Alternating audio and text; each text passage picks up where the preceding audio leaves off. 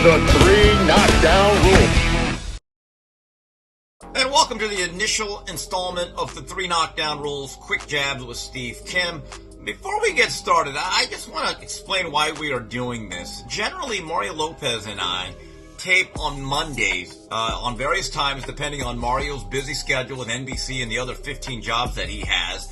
And so in between the two Mondays, a lot of stuff happens in boxing. Almost every day there's a press release, there's a press conference, there's fights going on, there's announcements, and unfortunately, a lot of postponements. So we want to be able to fill in the blanks and give you the most up-to-date coverage in between. And also, this is not really going to be one of those clapbacks. That's for another guy who's much more famous and popular than I am. It's kind of a rundown of what happens in between the time we release the show and then we tape the next one. All right, so let's get started. First thing I want to address, boy, things got really scrambled. They're not sunny side up with Chris Eubank and Benn. This is a heated promotion already. And obviously, Chris Eubank must not be an American citizen. He doesn't understand how valuable and expensive those eggs are. Here's the reality, though. The build-up, the press conference, is going to be probably better than the fight. And I give them credit. Look, there's not much interest to me in that fight. I think it's a little bit of a physical mismatch. Let's face it, there are weight classes for a reason. I think Eubank's going to be way too big. And, you know, to be frank, this is a fight that has much more interest based on the personal history of the fathers in the UK than it does in the USA. But certainly a lot of buzz over that fight this particular week. Also, want to go back. Vergil Ortiz, what a big victory he had against the talented Israel Madrimov last Saturday. There's a case, as me and Mario talked about, that he might be the best junior middleweight in the world if Terence Crawford has now exited the division, which I think he has. So, looking at the ratings, he's the WBC interim. The full-time belt is held by unified champion Sebastian Fundura.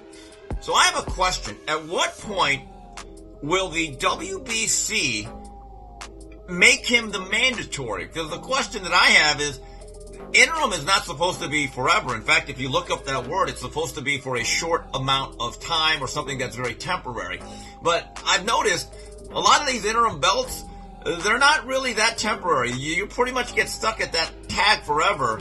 And the reality is the PBC and Golden Boy don't really break bread, but this is where a sanctioning body can bring people to the table together. And also, this is going to be part of Golden Boy's job, is to force the hand of Mauricio Suleiman and say, at what point do we get to enforce our mandatory position? There's a reason why people pay these sanctioning fees. It's just not for the belt. It's actually to get in position to eventually get that fight. And let's be honest, Fundura Ortiz would be a hell of a fight that may not come together unless both sides are mandated to do so. And speaking of which, David Benavidez, he sure traveled a long way out to Saudi Arabia to not watch the main event between Artur Beterbiev and Dimitri Bivol. Yeah, I found that odd, given the fact that's the one fight that probably had the most meaning towards him. So, again, now the WBC here has actually made him the mandatory after he beat David Morrell a few weeks ago.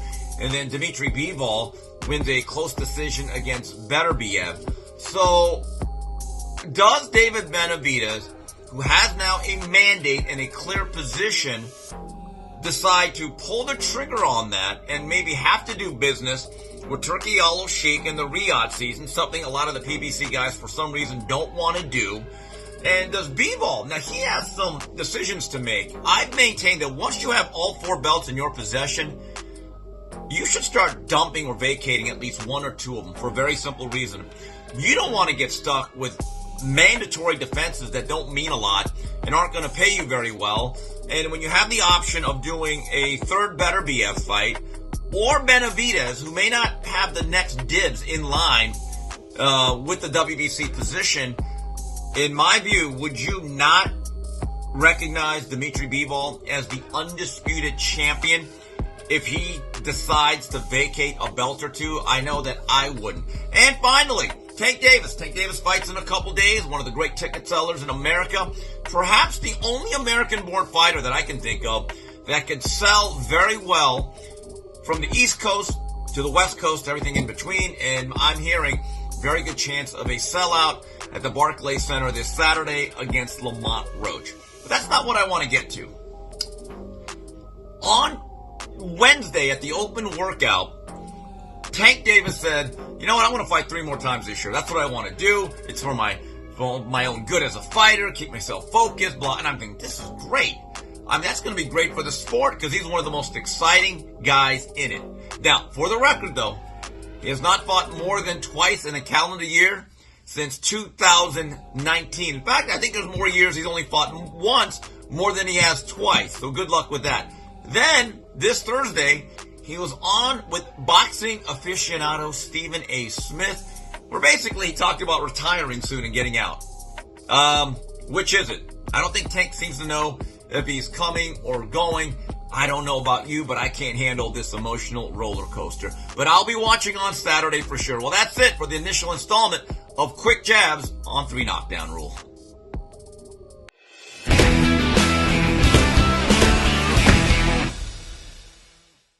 Hey, it's Steve Kim. Watch the full episode for free on YouTube or stream the podcast live on all major platforms. The 3 Knockdown Rule with Steve Kim and Mario Lopez.